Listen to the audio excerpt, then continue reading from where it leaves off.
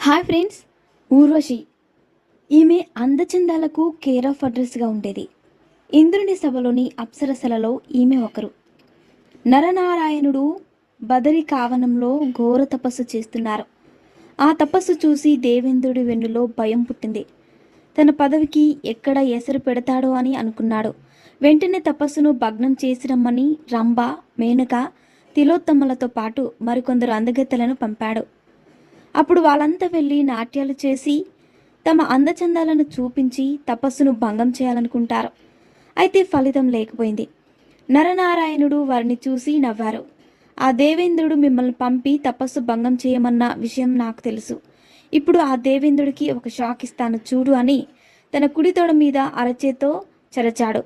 ఆ శబ్దం నుంచి అందమైన స్త్రీ పుట్టింది. ఆమెనే ఊర్వశి.